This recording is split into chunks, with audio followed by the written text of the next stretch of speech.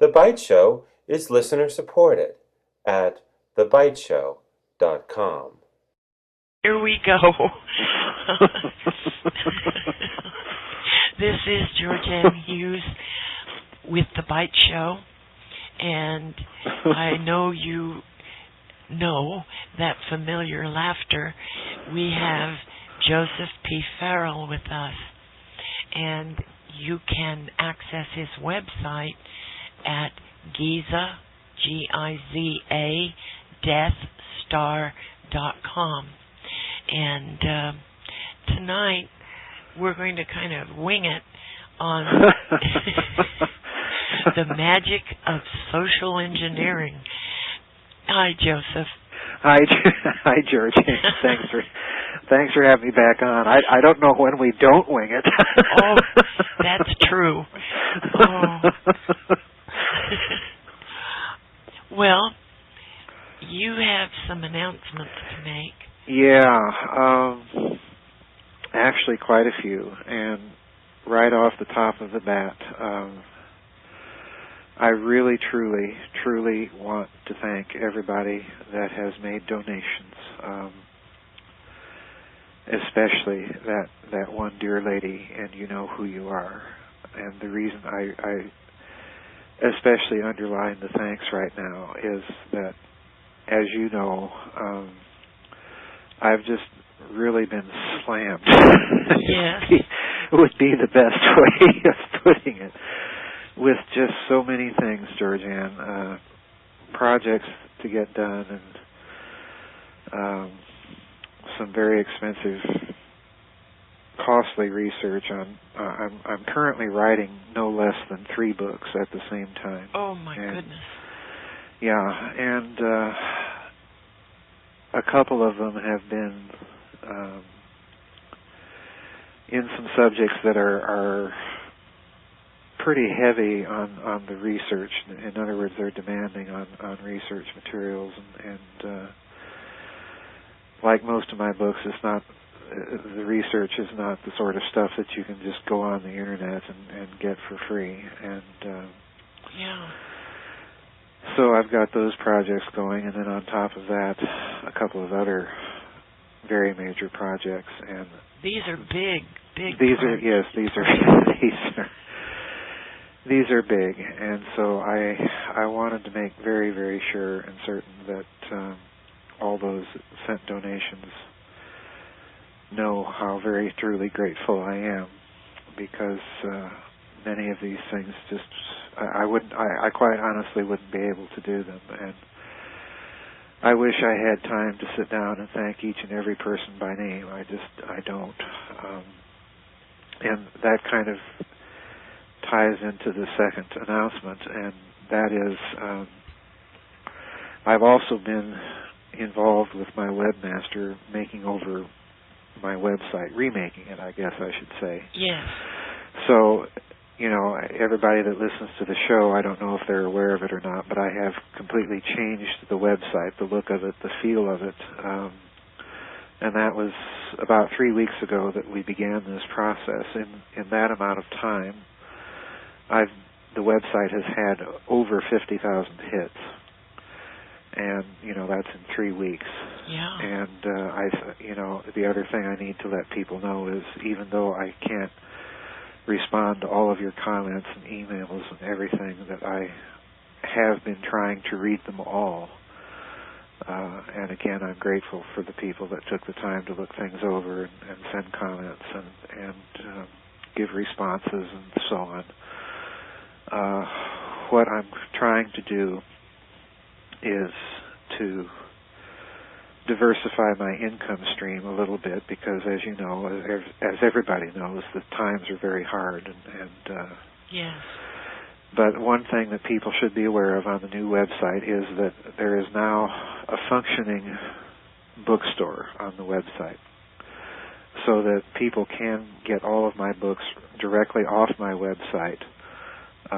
So it's no longer necessary to go to Amazon, even though the orders will be placed through Amazon off of my website. But if they place them on my website, it does give me just a teeny little bit more money. I don't know why or how that works, but it's some sort of program that Amazon has, but that's the other new feature.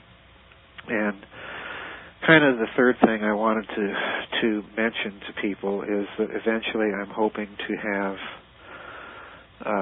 a little subscribers area or members only area on the website for a very small fee, and then I'm going to put videos and papers, and I hope eventually to do some sort of online internet conferences with people that they can subscribe to and interact directly with me. So, there's a lot of things that we've got in the works. So, in addition to all the projects and research and everything else, I've really been slammed. And again, I just do so deeply appreciate everybody that has made donations, because it wouldn't be possible to be doing all of this if it hadn't been for all of you. And I want to thank everybody and to say God bless you all. Oh, well, Joseph, social engineering, has anything new cropped up in that arena? Well, when we started this series, we realized it was probably going to be a series that would go on for quite a while. And the difficulty with it is that it is a field that has been written about rather extensively in the last 30 to 40 years, as people investigating the shenanigans of the CIA and some of the other intelligence agencies, and in addition to that, in a much more major way, major corporations. If you want to think of social engineering, just look at Madison Avenue and the influence and effect that commercial advertising has had on Western culture. Oh, yes. Certainly not just in this country, but Europe and Canada and Australia. It's had a major impact on the formulation of people's opinions and how they think. And there, when you press deeper, and again, I'm kind of going around, as I usually do, going around Harvey's barn to answer a very short question in the longest possible fashion. It reminds me of the old blooper, that the announcer said everybody is amazed as he plays passages of ease with the greatest of difficulty. But anyway, there has been a lot of stuff written, and there's always new things coming out. So it's really kind of a case of just trying to keep up with everything. But the way I like to look and show people some of the things that go on in social engineering, and one thing that we haven't talked about yet is something called perception management. And that is something I touched upon very briefly in Roswell and the Reich. Because if you look at the field of ufology, of the study of UFOs and the associated phenomena that go with them, you really do have a case where, at least insofar as the United States is concerned, and certainly I think you could say the same of the United Kingdom and some of the European powers, is you have a case where there has always been a persistent intelligence and military interest, not only in the phenomenon, but in the groups reporting it. All right? Yeah. And you certainly have people, scholarly people like Dr. Jacques Vallée and Mr. Richard Dolan, whose work I greatly respect, because he's kind of like me. He's an Oxford-educated historian, and his whole approach to studying UFOs is through the study of official documents and what they indicate. And both of these men have pointed out that the American military and intelligence agencies penetrated many independent UFO groups for the express purpose of manipulating or managing the perception of the phenomenon itself, all right? And if we go back to something that I said in Roswell and the Reich in one of our interviews, I certainly said it in the book, and that is that event in particular was an event where perceptions were very carefully managed. Yes. And what I mean by that is if you look at the earliest versions of the Roswell story, both of the two earliest versions were put out by the American military. Yeah. You had the first version being the military recovered a crashed flying saucer, all right? And then mere hours later, they put out the ridiculous story that what was recovered was merely a weather balloon, and it had been mistaken for a flying saucer, okay? Yeah. So in other words, what the military did is it set up what I call the Roswell dialectic. It set up an interpretive channel where you either had to interpret it as something extraterrestrial and extraordinary or something absolutely trivial and mundane. There was no middle ground. There was, in other words, it was that middle ground that they wanted to keep you from looking at, all right? Yeah. That's perception management. And I can think of, in terms of the UFO phenomenon in general, let's look at another type of social engineering or another type of perception management. And, you know, we've headed this series as alchemy and the magic of social engineering. And that raises the question of what does alchemy have to do with it? If you recall something we said very early on in this series, alchemy is not only the process of producing the philosopher's stone, it's also the process of transforming human consciousness. In other words, it's a process, to a certain extent, of managing perception. All right? Mm-hmm. So let's do a little kind of word association here. Okay. And we're all familiar with the Rorschach ink blot test. You know, you're shown basically a picture of an ink blot, and you're supposed to tell the psychologist the first thing that pops into your head. You're not supposed to think about it. You're just supposed to react. All right? Well, word association works much the same way. You're not supposed to think about the word I throw out. You're just supposed to react. All right? So let's try a little experiment. And the word I'm going to throw out there is the word, I'm going to throw two words out there, actually. I'm going to throw out the word UFO, and then I'm going to throw out the words flying saucer. Okay. Now, I'll bet that when most of the listeners heard those words, subconsciously they made the immediate association to extraterrestrials. Yes. Right?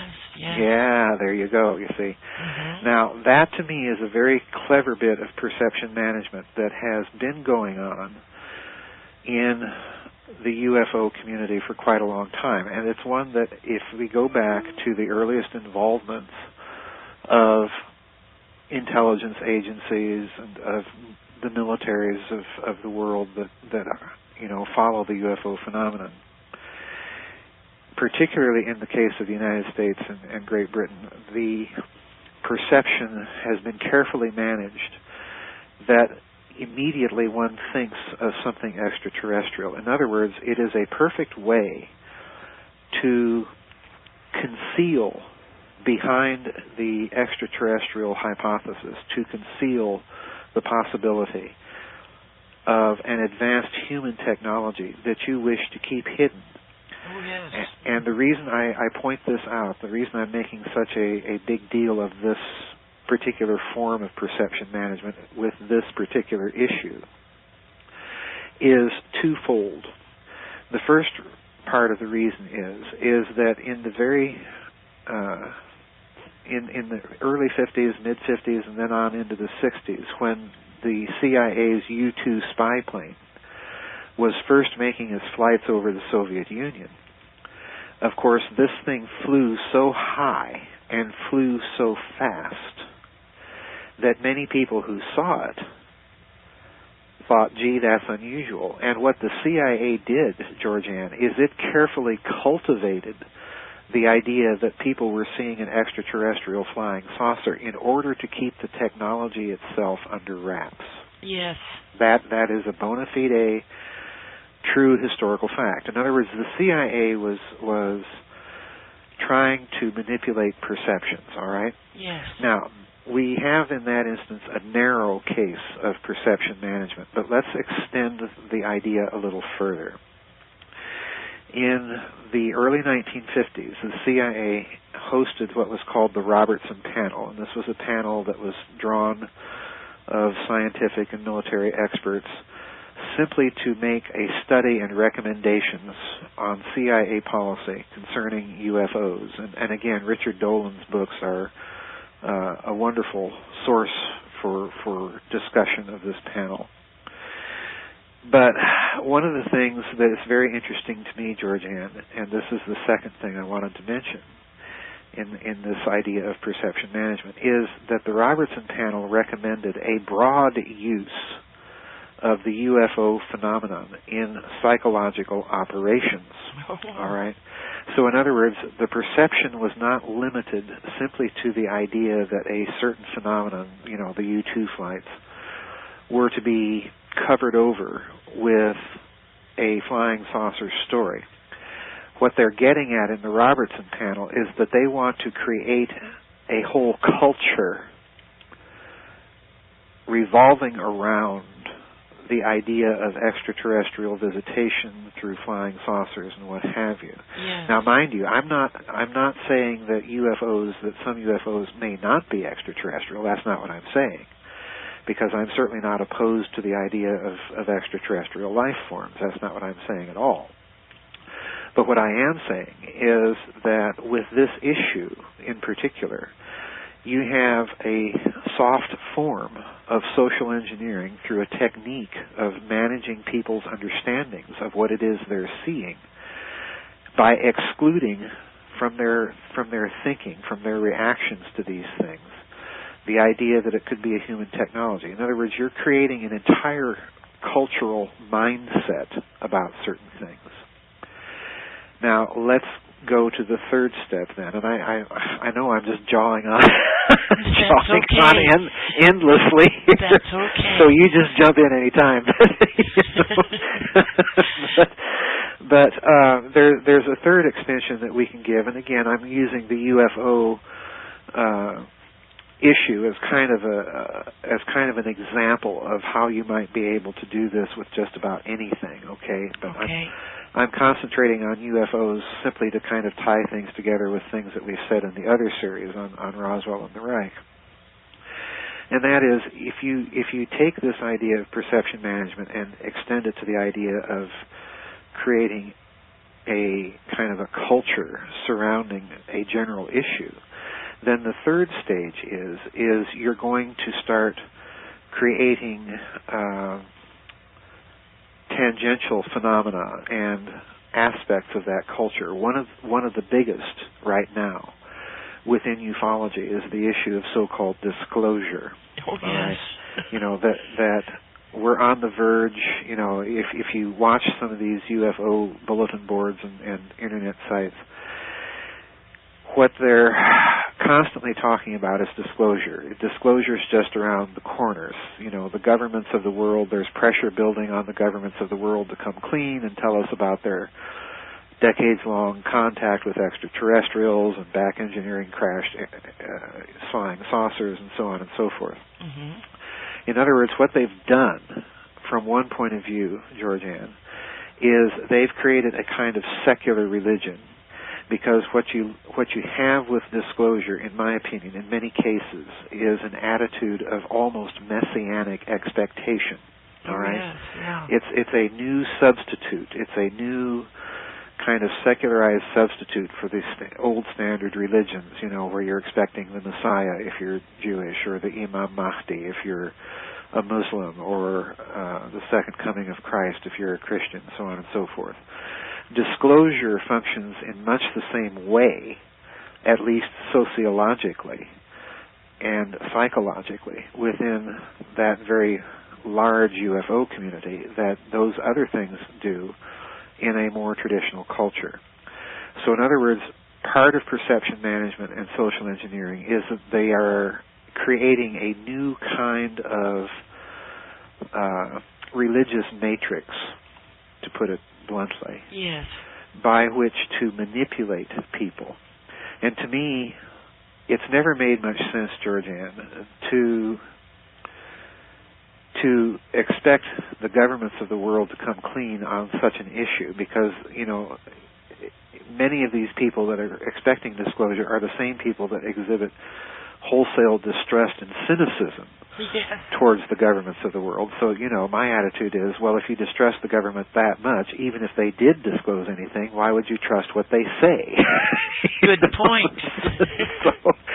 So you see, you're kind of in a catch-22 that no matter what evidence may be presented, you really have created a system of perception management such that an expectation or a fulfillment of the expectation of a disclosure can never really happen.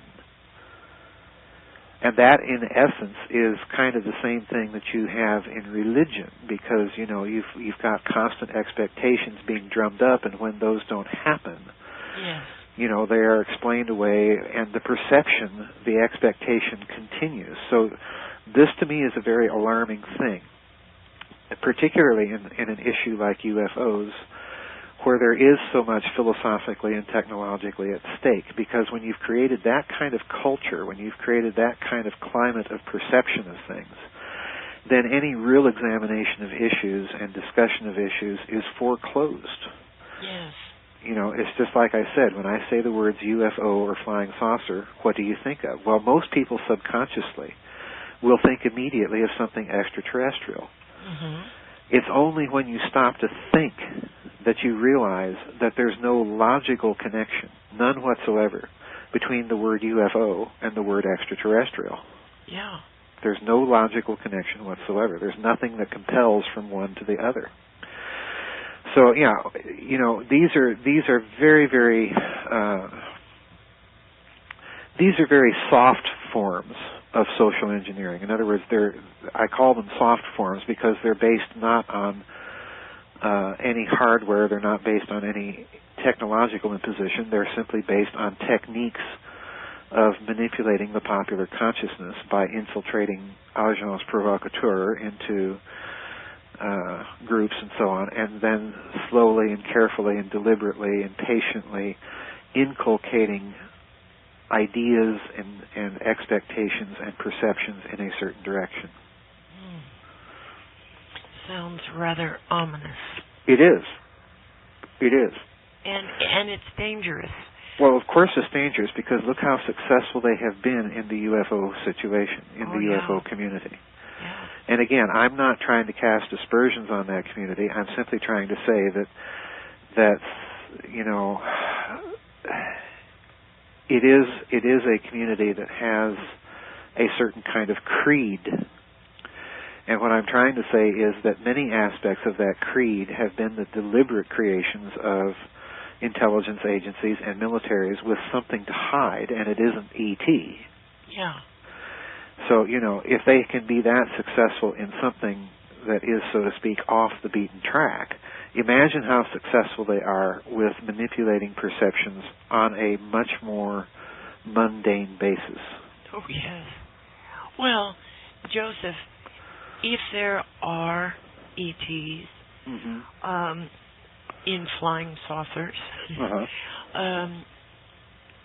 surely they would make themselves known, and the U.S. military would not have any control over them.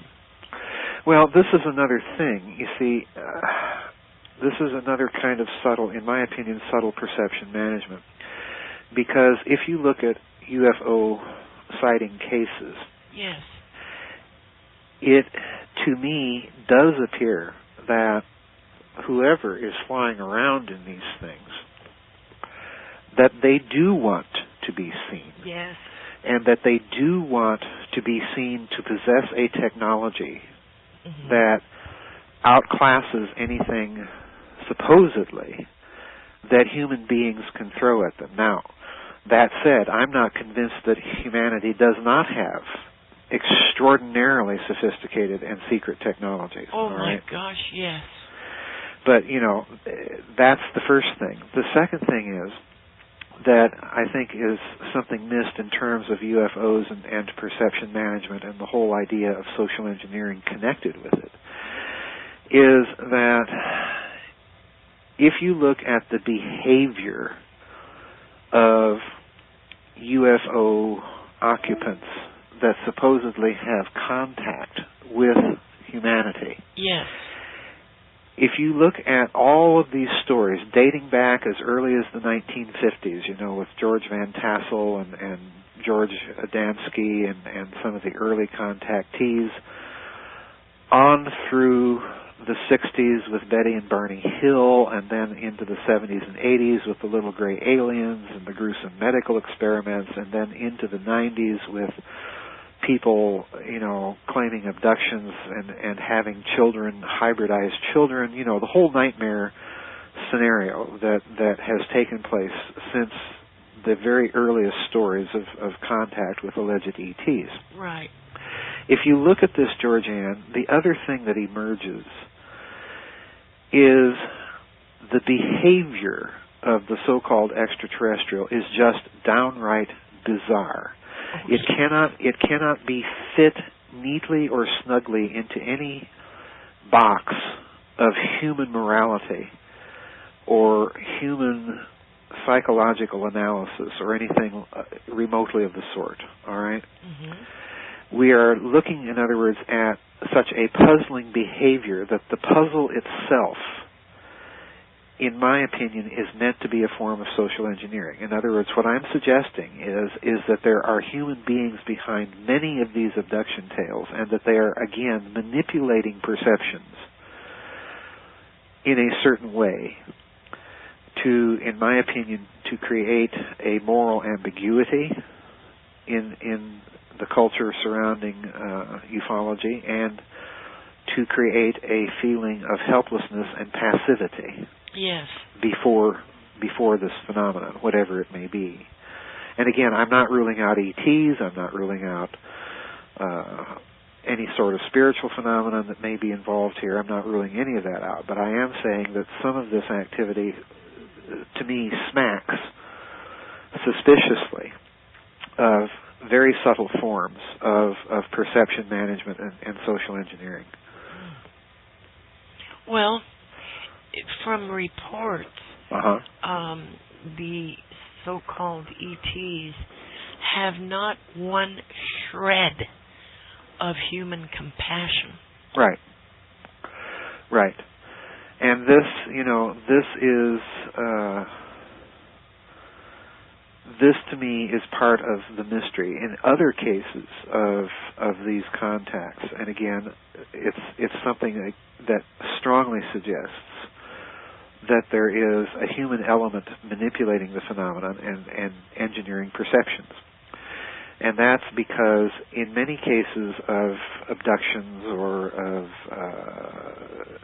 contact, and contact is a slightly different phenomenon than abduction, but in both of those cases, many of the people contacted are given messages to either join some religious group or cult, if you will. Yes. And in some cases, they're simply given a message to give to humanity. And in particular, I'm thinking of George Adamski in that regard, because, you know, he was told, you know, to spread the message of love and kindness, peace and harmony that the Space Brothers were bringing to him, you know.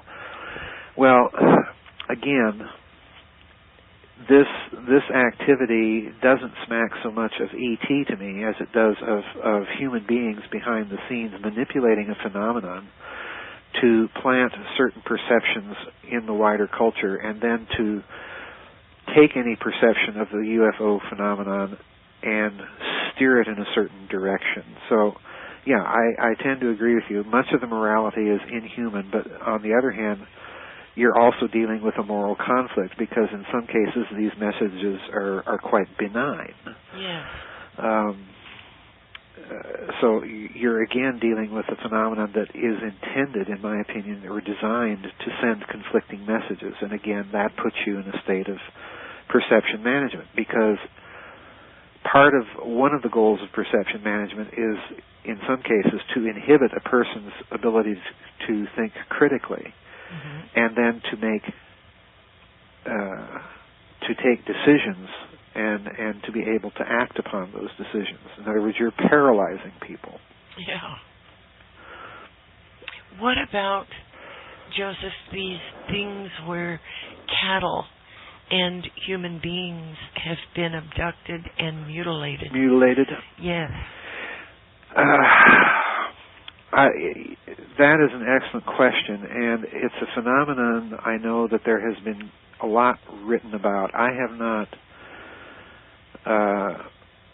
read that deeply into it. Mm-hmm.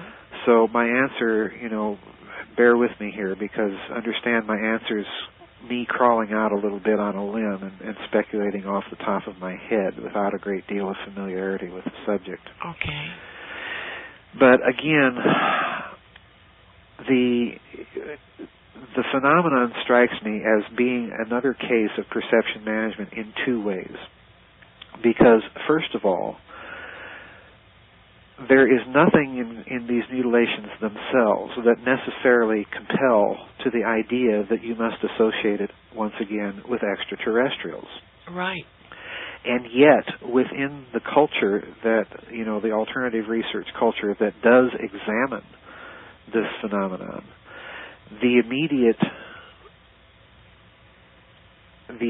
perception in many cases amongst some of those researchers is that we have here an activity of extraterrestrials. All right. Yeah. So I think in that case you're dealing with a bit of perception management, but then you do have serious researchers that have all along suspected that this phenomena is a result of the activity either of some sort of occult groups, or that it's the activity of the military in some bizarre program of some sort. Yeah. I tend to the latter view, simply because the technologies evidenced particularly in cattle mutilations, but in the few instances where there have been human beings that have been murdered in that fashion, in those cases, there is clear evidence of a technology in play to be able to do the things that are reported. All right? Well, like draining every blood cell from the body. Yeah, exsanguination and surgical precision, cutting out the rectum and the eyeballs and so on and so forth that are oftentimes reported and associated with those events. Yes. And doing so with extremely neat surgical precision. Yes. As if they had been using laser scalpels and so on and so forth. Yes. All of this to me points to, there's nothing about the technology or the technological signatures here that compels to the idea that extraterrestrials are doing this. You do have reports of, in some of these mutilations, ranchers seeing glowing balls of light and so on. In other words, UFOs in their lands. Kind of like Foo Fighters. Yeah, kind of like Foo Fighters, exactly. Yeah. Exactly. And then the next day, they find a cow or bull has been mutilated, or in some of the other cases, a horse even. Yeah. I think, again, a glowing ball of light isn't beyond the ability of human technology to engineer. You're right. You see, so in other words, again, there's nothing that, in terms of the perception of the event, there's nothing in it that, to me, prohibits the idea that the whole thing has been engineered for some purpose, and part of that purpose is to create a climate, a culture of helplessness before some very bizarre activity, and to cloak whatever the real purpose of that activity is, to cloak that real purpose behind this utterly bizarre perception of it. Well, I wonder what would happen. There have been mutilations where ranchers have seen helicopters. Oh, yes, yes. Lifting up an animal or lowering an animal. And I just wonder what would happen if a few bullets were put into the rotor blades. You know. Yeah. Well, it's you know, stories like that are only, as far as I'm concerned, confirmation that you are dealing with a purely human phenomenon. It's of human origin. Yes. And that the whole idea of extraterrestrials and so on and so forth has and some sort of advanced technology and bizarre agenda have been injected into it to cloak whatever the real activity is and accomplish to kill two birds with the same stone and accomplish yet another social engineering transformation and inducing yet another element of a feeling of helplessness before the bizarre into popular culture. I think that's really exactly what we have going on. Because there are certain parallels. I mean, you look at UFOs, you look at cattle mutilations, you look at crop circles, and in each case of these very, very different phenomena, you have a stage where an unusual phenomenon is reported, but it's not associated in any sense with the unearthly. All right, yeah. It's just a bizarre phenomenon. But very quickly, the phenomenon becomes attached to or associated with the unearthly, with the extraterrestrial, with the occult, with the activity of spirit beings, and so on and so forth. And I think that it is that coupling of those phenomena to those types of explanations that, again, to me, suggests the strong hand that somebody is engineering the perception of them to fit a much larger agenda. Well said. With the little grays. Yes. Do you think it's possible that bodies are being engineered or have been engineered to provide housing, if you will, for spirits or artificial intelligence? Well,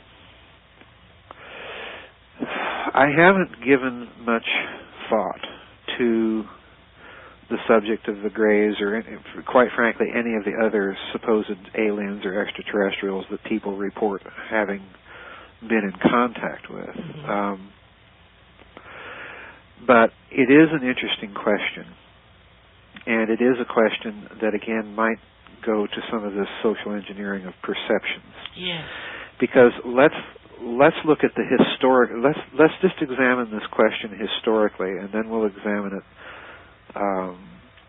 scientifically, or at least pseudo-scientifically. Okay.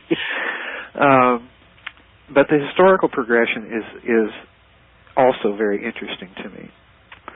In the 1950s, we have people like George Adamski and Van Tassel and so on and so forth claiming that they were contacted by extraterrestrials. Mm-hmm. Well, if you read those men, the extraterrestrials are fully and 100% human.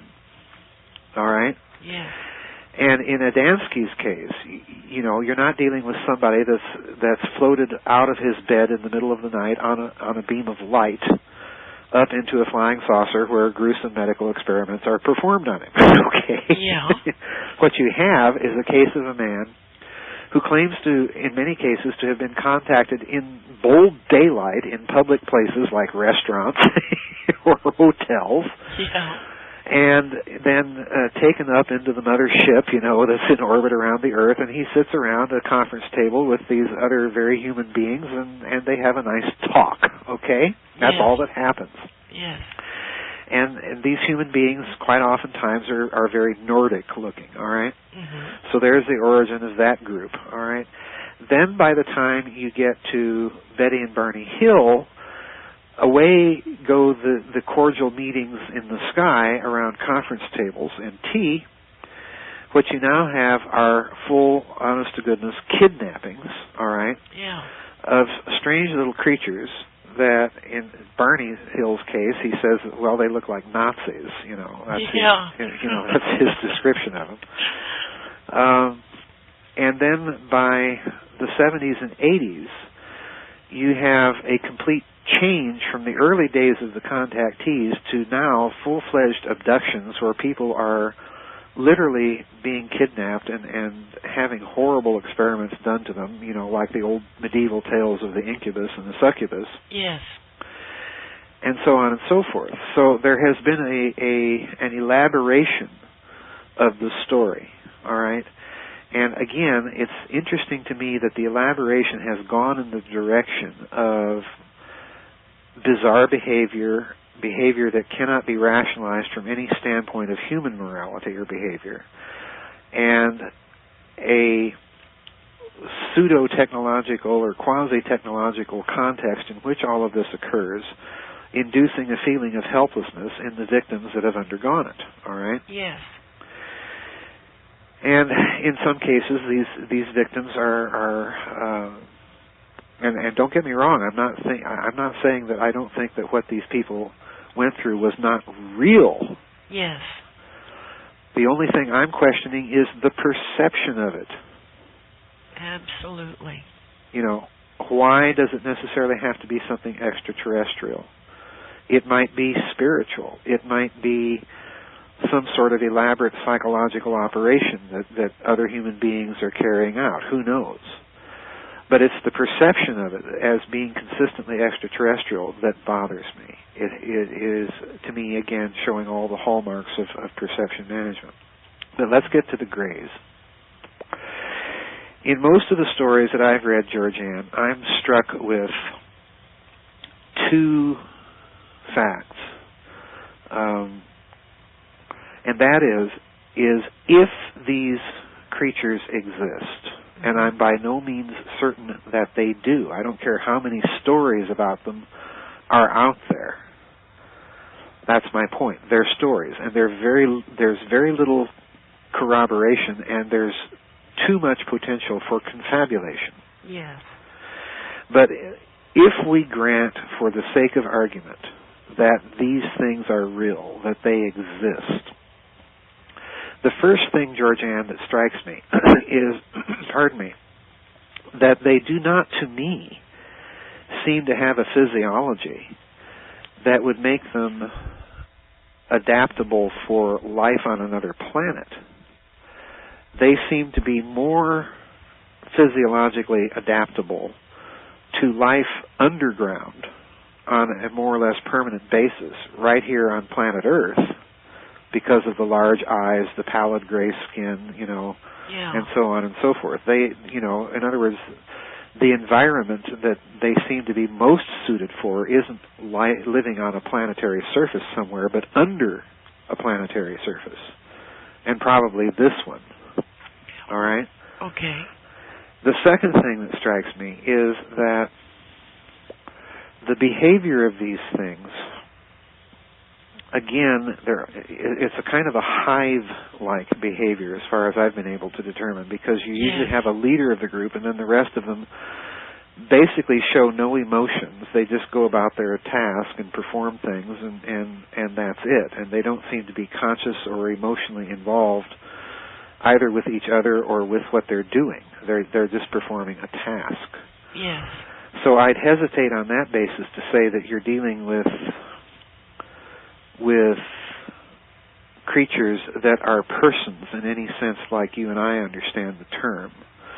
They appear to be kind of hollow, little genetically engineered robots. So yeah, my response to your question is I'm more willing to entertain that idea, that these are a genetically engineered creation, than they are anything else. But if they're not genetically engineered, then like I say, they're a life form that appear to be more adapted to subterrestrial origins rather than extraterrestrial origins. Speaking of subterrestrial, what about the Antarctic? What do you mean? Wasn't there an opening there to the inside of the Earth? Well, personally, I'm not a person that places any stock in those stories of big holes open at the poles, or the North Pole or the South Pole. There's always been a certain kind of fringe group, hollow Earth group, that thinks that Admiral Byrd, when he went down to Antarctica in late 46 and early 47 with Operation High Jump, that he actually found the opening to that pole and discovered another civilization, and they kicked him out of there, and so on and so forth. I don't believe that at all. I do think that something mighty peculiar happened on that expedition. Yes. For the simple reason that we were told, and again, let's look at the story of the holes in the poles and Admiral Byrd encountering another civilization. Well, again, I think that itself might be a form of perception management, of creating an entirely unearthly and ultimately kind of irrational explanation for something that otherwise would be scrutinized fairly closely if people were not turned off by the irrational explanation. All right? Mm-hmm. Follow me? Yeah. So I think in stories like that, again, you have to be very careful about sifting through the explanations for them. And that explanation, I think, is an explanation that has been designed to deflect attention from the anomalies in the real story. And those anomalies are very interesting because Admiral Byrd and that expedition, we were told, the public story was they were going down there to conduct winter training and equipment tests. Yes. All right? Well, this is nonsense on the face of it, because you don't need to mount a full-scale naval and marine military expedition to Antarctica to conduct winter training and tests of winter equipment. You can go to Alaska or the Canadian Arctic for that, and it's a lot less expensive and it's a lot more accessible. Yes. So the cover story on the face of it, to me, is ridiculous. So what's the real purpose of going to Antarctica? And the only thing, GeorgeAnn, in the historical record that makes any connection or gives a solid basis for that is the fact that, of course, in the late 1938 and then early 39, the Nazis sent an expedition to Antarctica. And we don't know really to this day what they were doing there or why they went there. Because once they got back to Germany, of course, they made the newsreels and paraded them around as national heroes, and they were given medals by Reich Marshal Goering and, the whole 9 yards. Yeah. But then you never heard about it. It went completely black. Yes. The whole subject just sort of dropped off the face of the earth. Now, it is interesting, and what most people don't realize is that before the Nazis launched that expedition, they actually requested and received advice in person from Admiral Byrd. Yes. He went there. He told the Germans, what to expect and how to outfit their expedition and so on and so forth. In other words, he gave them the full benefit of his own experience in polar regions. So there is this Nazi-Byrd connection prior to the war. And of course, to me, that only heightens the suspicion in my mind that whatever the purposes of his expedition were, they had something to do with that pre-war Nazi expedition to Antarctica. They had nothing to do with finding holes in the poles and another, hollow earth and all of those things. To me, those stories are the perception management. Okay. Ah. Yeah, it's a big story, and Admiral Byrd, to put the icing on the cake, when Admiral Byrd was returning from Antarctica, he gave that interview to El Mercurio newspaper in Santiago de Chile, and the reporter's name that interviewed him was Leo Venata, all right, and I even reproduced the actual newspaper article from that newspaper. It's in Spanish, of course, but I reproduce it in Reich of the Black Sun so that you can see that I'm not making this up. Yes. But Admiral Byrd is quoted in the article as saying that the United States has to prepare to defend itself against enemy fighters that can fly from pole to pole with tremendous speed. That's exactly what the article says. So Byrd gets back to this country. His diaries, the operational logs from that operation, are classified to this day. So in other words, folks, any diary out there that you may find on the Internet claiming to be Admiral Byrd's classified diaries talking about holes in the poles and all of this, no. Those diaries are still classified. What you're dealing with on the Internet is either disinformation or simply an outright hoax. Yeah, conjecture. Conjecture, hoax, whatever. Yeah. Because the actual operational logs are still buried. And I suspect they will be buried for a long time, because I strongly suspect that whatever he ran into down there, it may have had something to do with these Nazis and some of their research activities. So again, it's a case of perception management. Yeah. Well, throughout South America and Mexico, there have been sightings of weird creatures. Yes. Sometimes they're very intimidating. Other times they just make an appearance. Yes. And poof, they vanish. Joseph, could these be products of the Nazis? Well, I don't know if one can say could they be products of the Nazis, but I do think we have to hold open the possibility that they're the products of a human technology. Yes. As to what particular group is behind them, that's another story.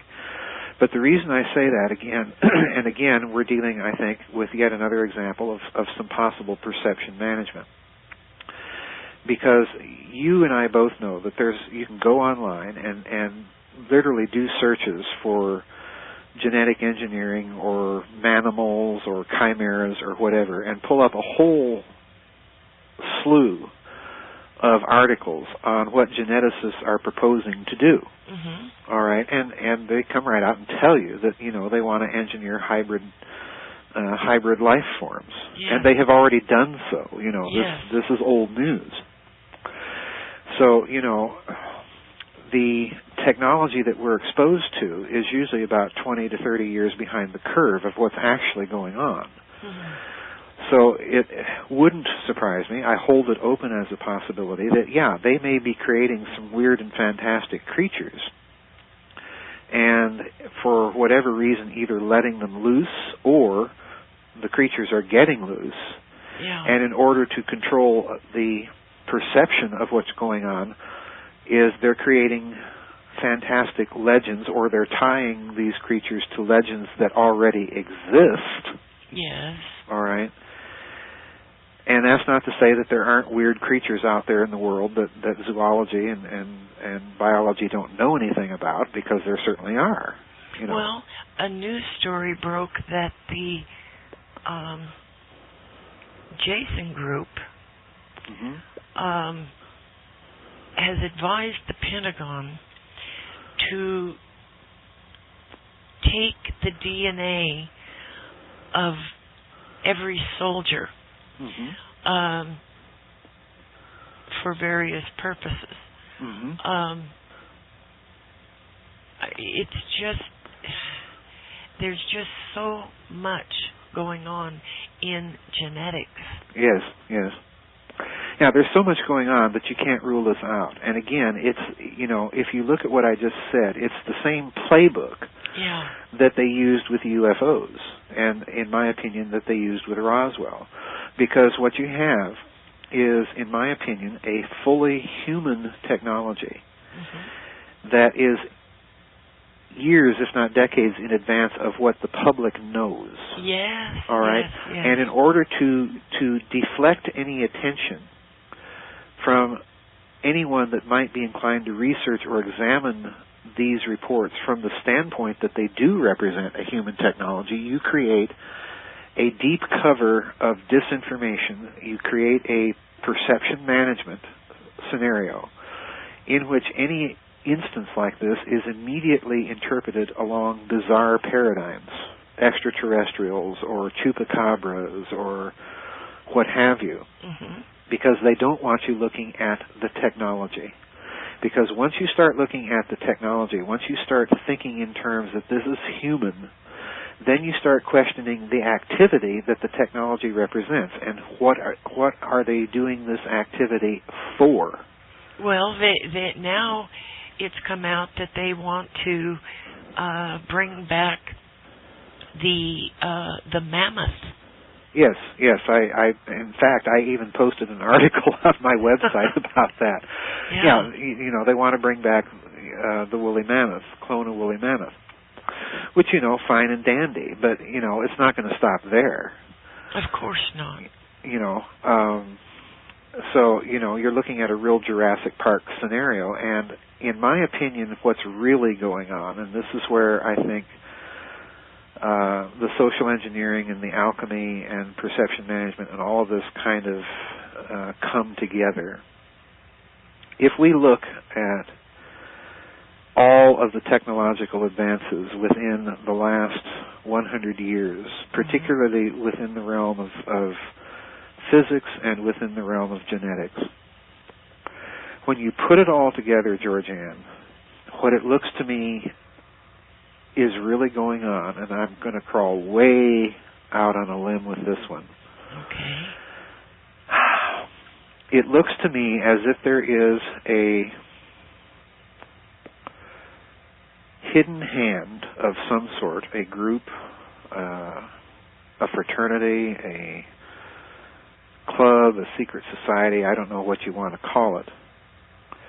But it looks to me as if there is a hidden hand that has been attempting through technological means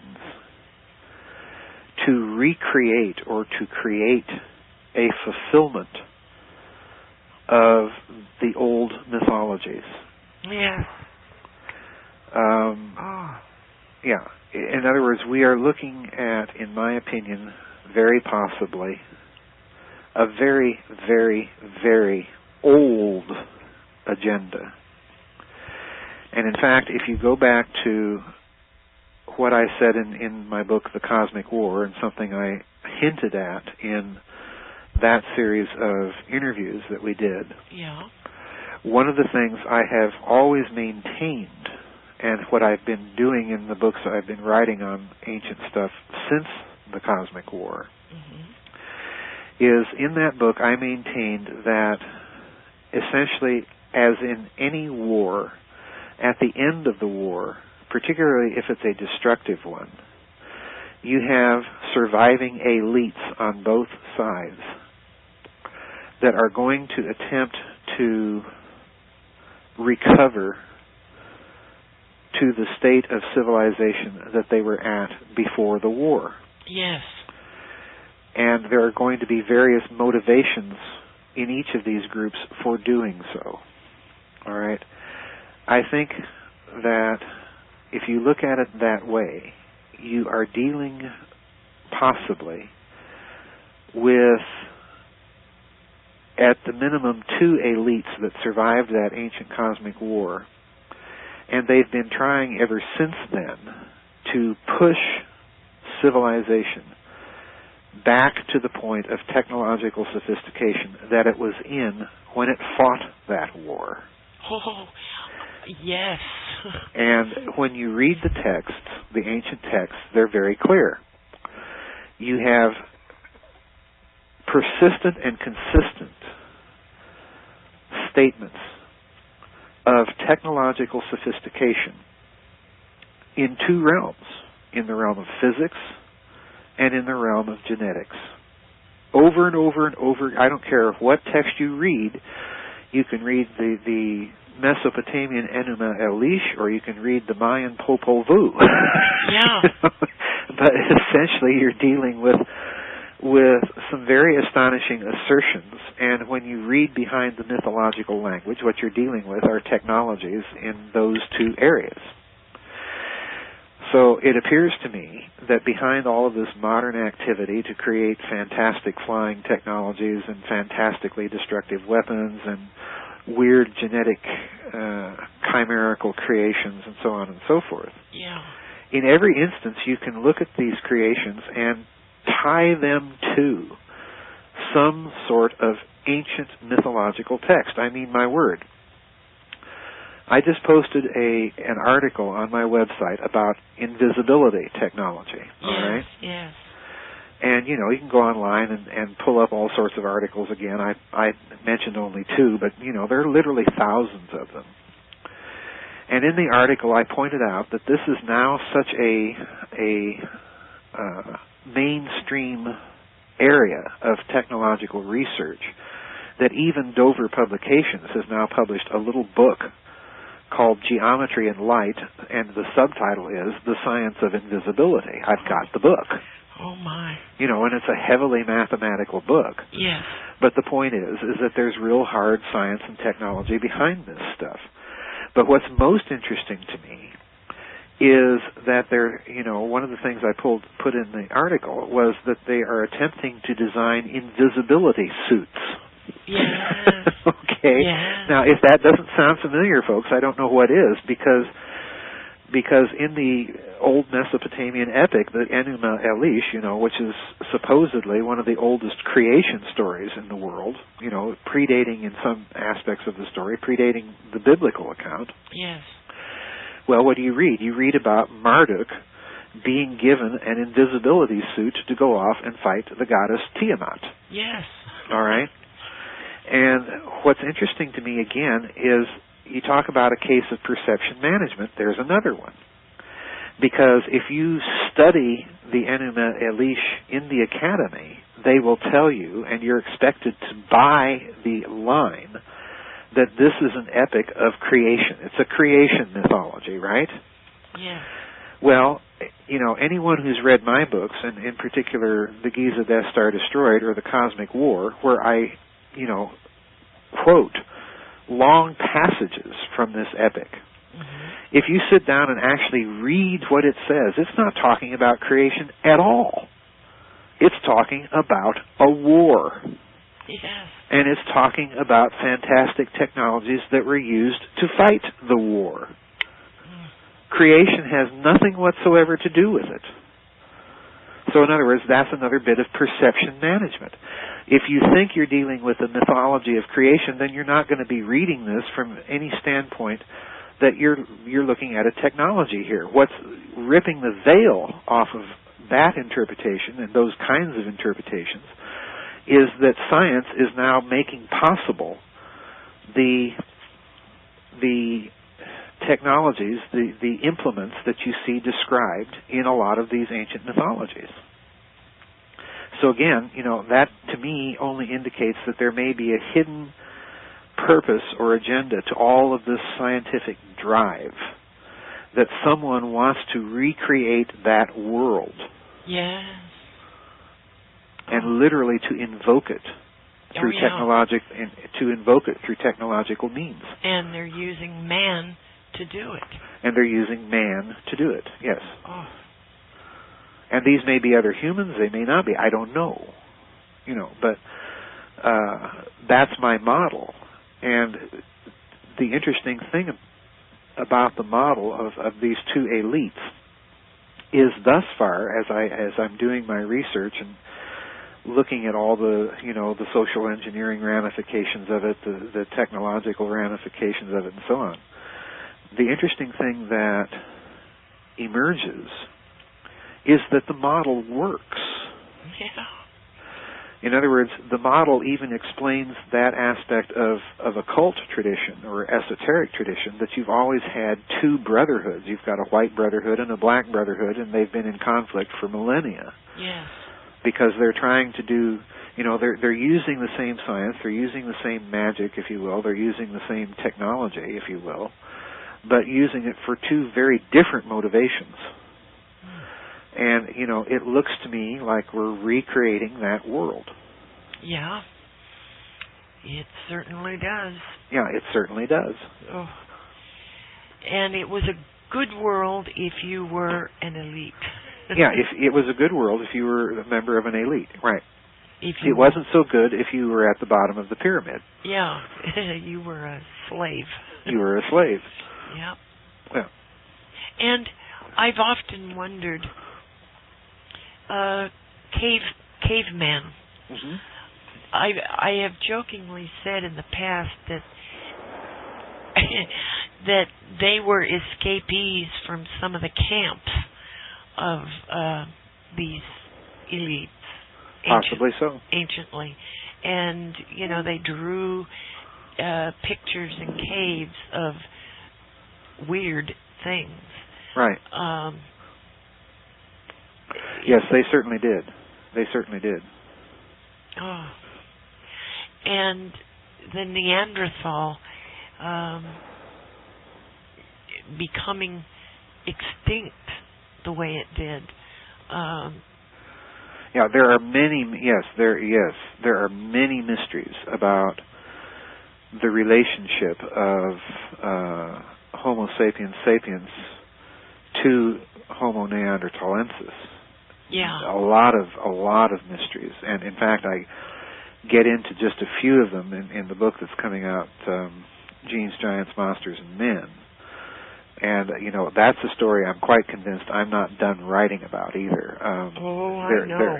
There are so many mysteries regarding that, because geneticists, oddly enough, at one point, geneticists were convinced that there was no mixture of Neanderthal DNA in modern man, and then more recent studies have shown that there is, and it's a relatively high concentration of it. Yeah. In one study I read, it was as high as 4%. Well, we only share 1% of our DNA in common with chimpanzees. So, that little fact alone, if it's a fact that bears increasing scrutiny amongst scientists, if it holds up, then that fact alone is going to change dramatically all the evolutionary models, all of the paleontological and anthropological models. It's a lot is going to have to be rewritten. So yeah, it's a big, huge story, and the sudden disappearance of Neanderthalensis, and then the sudden rise of Cro-Magnon man, which has never really, to my mind, been adequately explained by any existing theory, is it's going to be very interesting to see what happens in genetics. Genetics is going to simultaneously, I think, tell a lot of this prehistorical story. Mm-hmm. I think it's going to, in some cases, vindicate some of the ancient texts, and in some cases, it runs so counter to some of those ancient texts. It's going to be a very, very interesting time. And in some cases, I don't think geneticists are going to come forward and come clean with the whole story either. Yeah. And again, that's a form of perception management. When you withhold evidence, that is manipulating perceptions. Well, there's recently been the murder of Dr. Wheeler. He was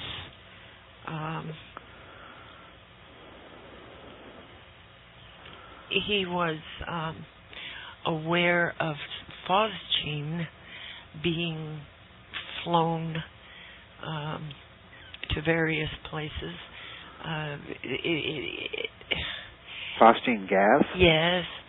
There is just a lot of murders going on lately. Well, yes, there certainly are, and they all seem to have suspicious circumstances surrounding them.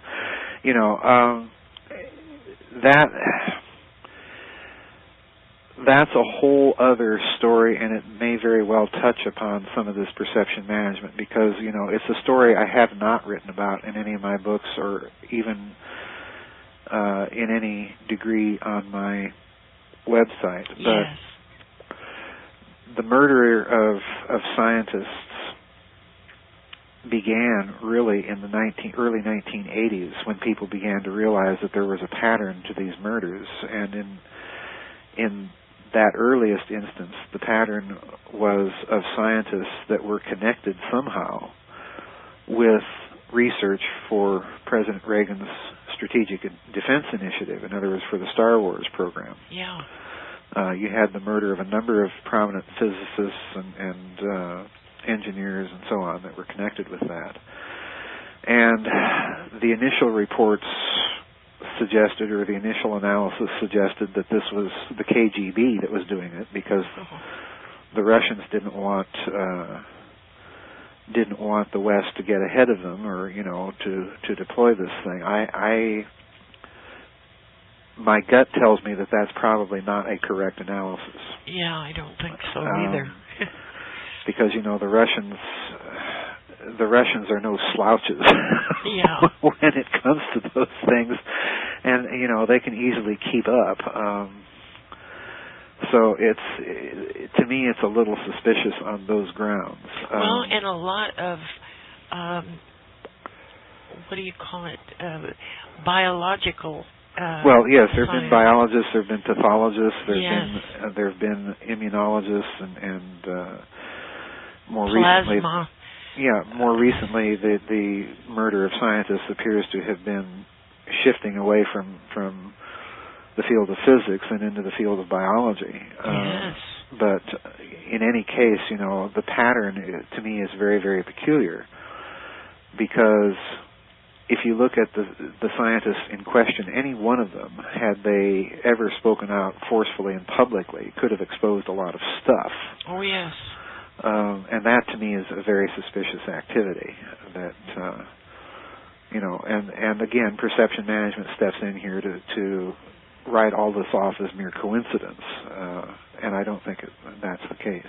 No, these are not mere coincidence. No, I don't think so. Not to have them occurring in the numbers that they do. It's like arguing that all the witnesses that were connected somehow to the Kennedy assassination that died, that's all mere coincidence. Well, it was of course merely coincidence that most of those witnesses died before they had to testify before one of the investigations of the whole assassination. So yeah, it doesn't ring the coincidence bell to me.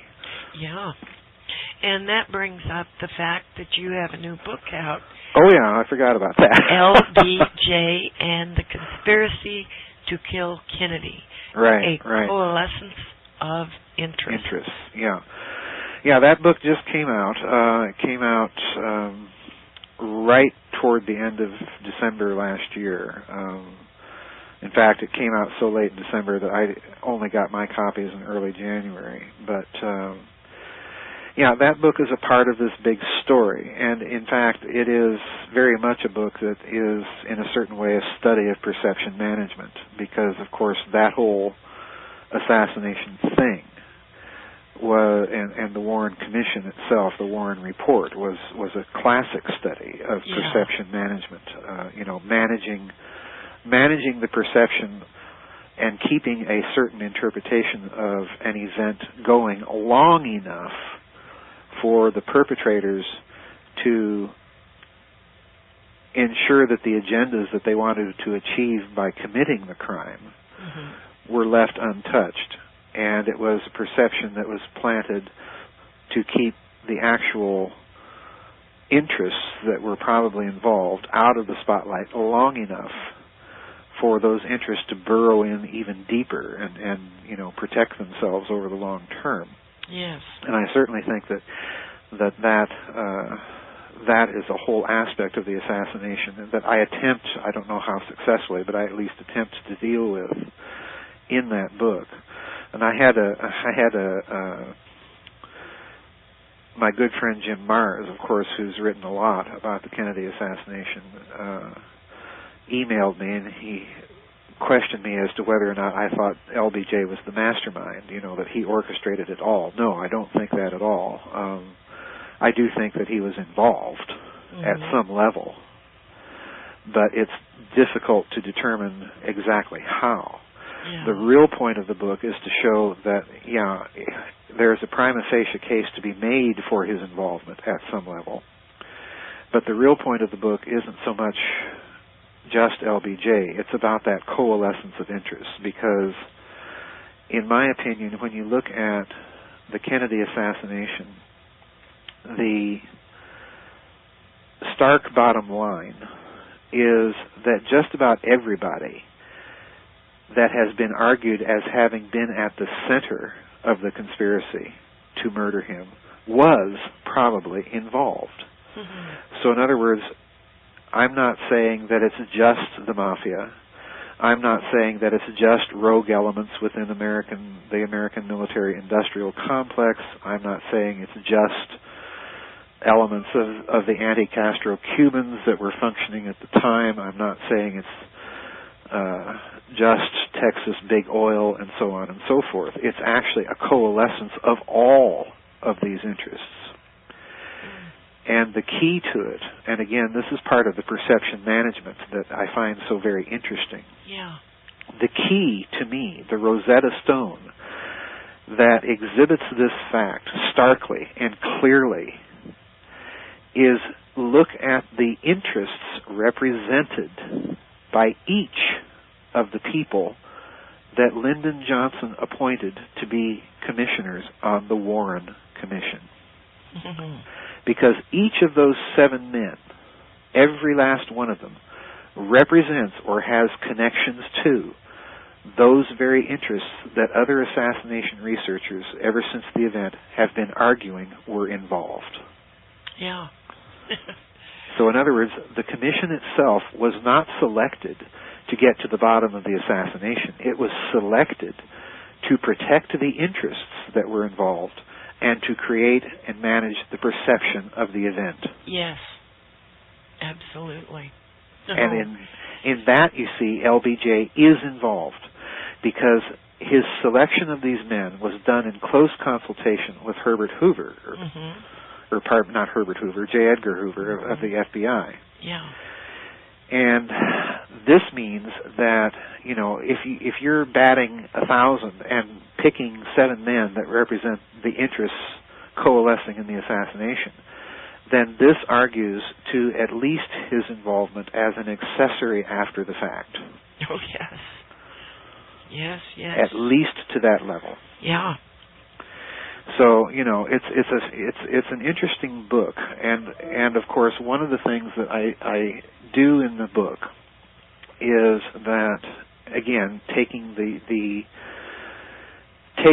theme of perception management and looking at it that way in order to see the basic outlines or structure or architecture of the conspiracy itself. Well, and you bring up a lot of occult points, too. Oh, yes. Yes. Yes, I do. Yes, I do. Yes, I do. Because you've been reading the book. Yes. Yes. I'm guilty. Yes. Well, it's a principle of the occult that when you embark on a magical act that is directed at a target group or a human target, in this case the people of the United States, it is a principle that you have to let them know what you're doing. Yes. Otherwise, the magical act won't work. Yeah, the occult, that's a principle. Yes, absolutely. That they live by. They have to tell you what they're going to do to you before they do it. Before they do it, exactly. Yes. And they have to give some indication of who they are. Yes. Well, in the assassination, as you know from that particular chapter in the book, there are all sorts of clues. Oh my goodness, yes. as to who is pulling off this, you know, and I don't mean by my laughter to deny the fact that what was done there was a brutal, grisly, ghoulish act of murder. Yes, yes it was. And, you know, and it was a murder not just of poor President Kennedy, it was a murder of the American soul. It was an act of social engineering. It was an act to brutalize the collective consciousness of the nation. Mm-hmm. But there's all sorts of messages being sent in that assassination as to who's behind it. One of the things I take great pains to do in that book is to show that the most unlikely connection, I've been saying ever since the SS Brotherhood of the Bell that the Nazis were involved. Yes. And at a deep level. Yes.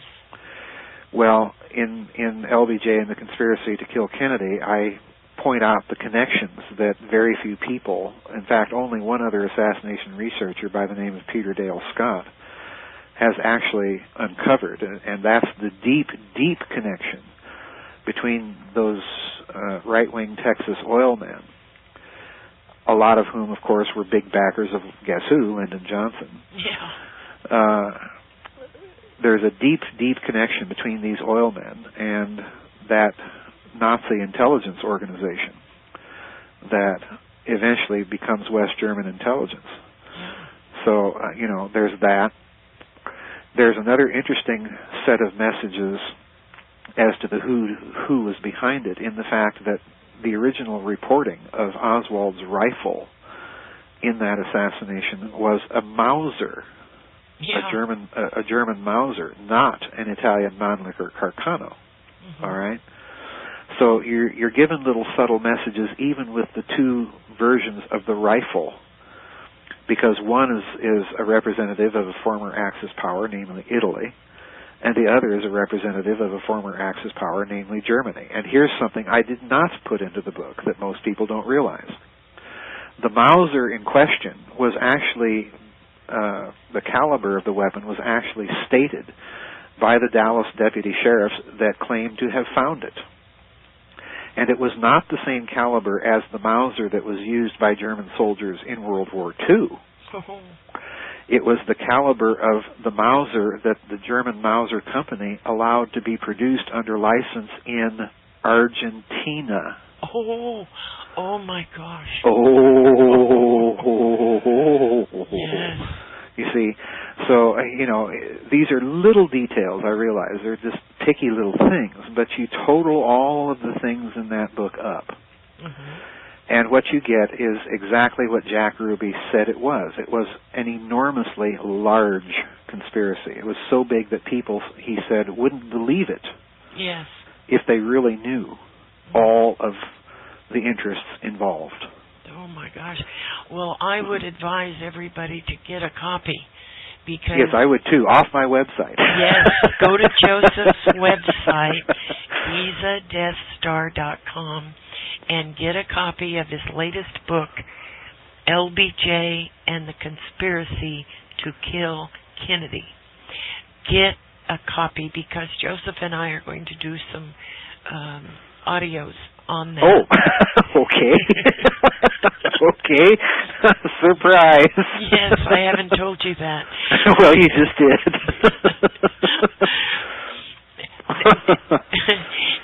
Now I've got another question. And this goes to something about banking. Okay. The Vatican Bank, yes, is alleged to be holding large sums of money for various members of the Western elite. In what form? Money, gold. I don't know. Okay, what's the question? Well, how can they get away with that? Well, I mean, the Vatican Bank is like any other bank. They're not going to turn away any group of depositors based on who they are or who they're alleged to be. The real story here, if and again, I don't know anything about the story or what you're citing here, so I'm kind of speculating. Yes. Off the top of my head. I'm doing my usual tap dance. Okay. But the real story to me is just how much gold is there. Yes. Number one. And if you're saying that the Vatican Bank is sitting on top of gold reserves in the amount of trillions of dollars, to me, this is a little suspicious. Yeah. Well, it's more than a little suspicious, because I go back to World War II and the vast amounts of gold that the Nazis had, a lot of which is still missing. Yes. All right. Now, it could be, number one, that some of this gold, allegedly in the Vatican Bank, is from that missing Nazi stockpile. Yes. But even then, to me, GeorgeAnn, that does not really deal with the whole mystery. It is just a feeling. I am not basing what I'm about to say on any hard evidence, because I certainly don't have that at my fingertips. It's certainly something that if one were to research, one would have to research for a long time and get very, very hard data in order to argue the case that I'm about to speculate about. So please, everybody, understand I am merely speculating and nothing more. Okay. All right? That said, my gut intuition has been that there is more gold in play than has actually been mined. In other words, if you go back to something, and again, this fits right in with the topic of this particular series, alchemy and the magic of social engineering. Yeah. Because the alchemy aspect of it is, of course, that the Philosopher's Stone was an object, the product of an alchemical technology. It was an object that supposedly could transmute base metals into gold. All right?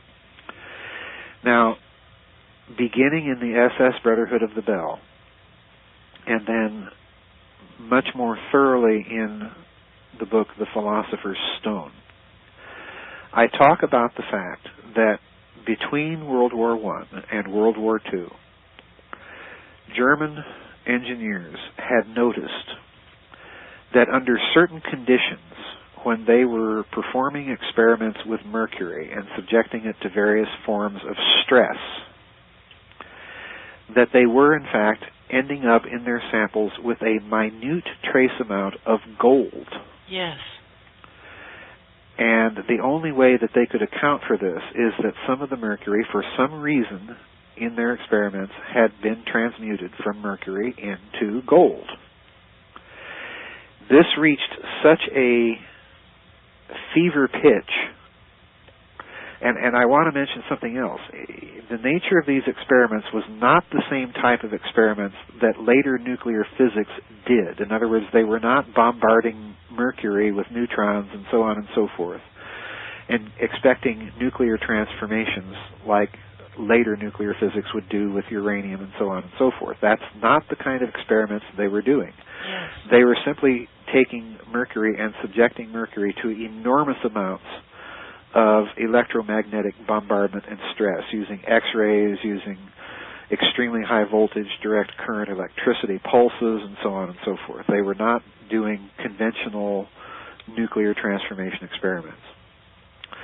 So the result of these discoveries by these German engineers, and there were some Japanese engineers, incidentally, that had run into the same phenomenon in Japan.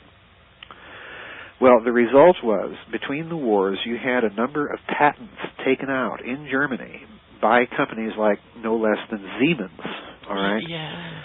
in patenting these transformation processes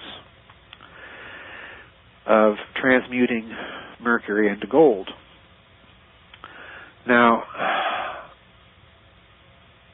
you add to this another interesting phenomenon, that as the Nazi Party was in its infancy, One of its early backers was the World War I general for the Kaiser by the name of Erich Ludendorff.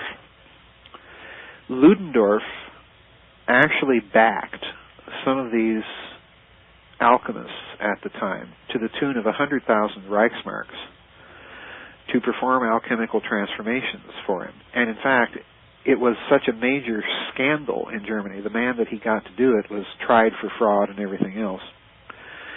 And it actually made a little bit of an international stir at the time. But the interesting thing is, even after this episode, the SS, once the Nazis took power, there was apparently some branch of the SS that was, and not much is known about this. I haven't been able to find much documentation other than a letter of one of the SS generals writing after the war as he's in his cell at Nuremberg, writing about these alchemy factories that Heinrich Himmler had set up throughout the Third Reich under the auspices of the SS. So apparently the SS was doing some sort of scientific experimentation with the idea of actual production, alchemical production of gold. Now, you put all this together, and what I'm getting down to is to the possibility, and again, I emphasize, it is pure, raw speculation. Okay? In other words, my conclusions are going way beyond the state of the evidence that I've presented. Okay. But the possibility, nonetheless, remote as it is, does exist that perhaps during World War II, the Nazis or somebody else, or perhaps both in league with each other, figured out a way to actually produce gold without having to mine it through some sort of process of transmutation. That may account, then, for my gut feeling that there's more gold in existence than has actually can be accounted for simply by the process of mining. So if we look to the Vatican Bank story and to this idea that they've got trillions of dollars in gold reserves for the elite, that may be one explanation of it. Wow. Yeah, wow. There was a video, British, made in, I guess, Parliament, and the man stood up and said basically what you just said, that the Vatican holds more gold than has ever been mined. Interesting. Yes, very, very, very interesting. Well, see, I don't know anything about that story. I'm totally unaware of it. It's just, again, I'm just going on my gut intuition of things, of what may be going on here. Yes. But it is an interesting hypothesis from another point of view. And that is, I've been maintaining on your show and any number of other shows and in my writings that the Nazis made it out of Europe with just an enormous haul of loot. Yes. And it would stand to reason that one of the secrets that they would be protecting would be precisely some sort of quote-unquote alchemical process by which to produce gold. Because if they had such a process, that would give them a nearly inexhaustible, limitless supply of money. Yes, it sure would. Yeah. Oh my goodness. Yeah. So it's anybody's guess, but that the Vatican Bank would be involved in an activity like that, well, it doesn't surprise me because there have been shady dealings going on with that bank ever since that bargain that Malachi Martin talked about in his books. Yes. Ever since that bargain between the papacy and the higher echelons of European Masonry was struck in the late 19th century. So that whole scandal really broke loose, of course, in the 80s with the P2 scandal in Italy, and then Roberto Calvi being found dead underneath the Blackfriars Bridge in London. With bricks tied to... Yeah. Yeah, and the British courts called that a suicide. Suicide, yeah. Well, yeah. I needless to say, am extremely skeptical of that finding. Yes. Because it occurred, pardon me, it occurred during that whole P2 episode. It occurred concomitantly with Michele Sindona and the collapse of his bank, and he had his own murky mafia connections and associations with P2, and of course, while we're if people don't know what I'm talking about with P2, let me explain. P2 stands for Loghe Propagande Due. It was a Masonic lodge that was exposed by the Italian government in the early 1980s. It was a lodge that was set up and run by an Italian man by the name of Licio Gelli. And Gelli, in turn, was a fanatical fascist. All right?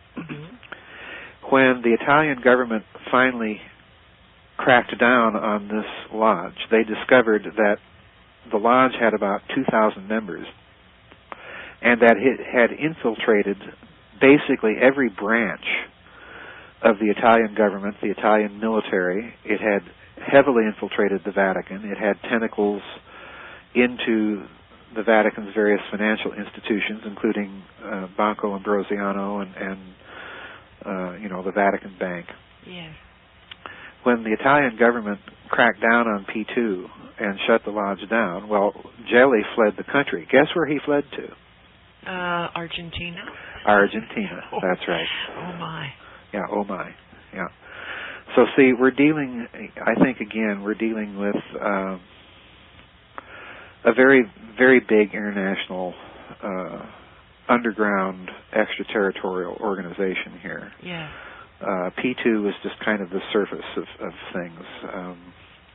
I think it ran much, much deeper. Well, Joseph, you've done it again. Oh my, that went by fast. Yeah.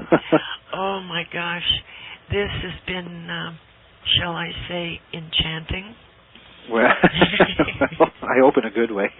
Yes, very much so. In spite of the gruesomeness of some of the subjects, but Yeah. But everybody, you can purchase any and all of Joseph Farrell's books on his website, and I encourage you to do so at GizaDeathStar.com. That's GIZA DeathStar.com. And gosh, Joseph, we'll be back again. Yeah. Thank you for having me on. And again, I do want to thank, I'm so grateful for all the donations and also for all the comments and emails and suggestions. Well, we've got to keep you writing, and we have to keep you in research material. Yeah, thank you. And yes, thank you to all of you who have donated to Joseph. He certainly is in need of it. And the research, the type of research he does, like he said, you can't just, boom, get it off of the internet. His research materials are quite expensive. So thank you, everybody. This is GeorgeAnn Hughes with Joseph P. Farrell signing off. And God bless everybody out there that's listening. And make some donations to GeorgeAnn too, please.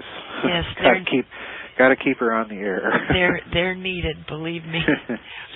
Okay, thank you, everybody. Good night. Good night.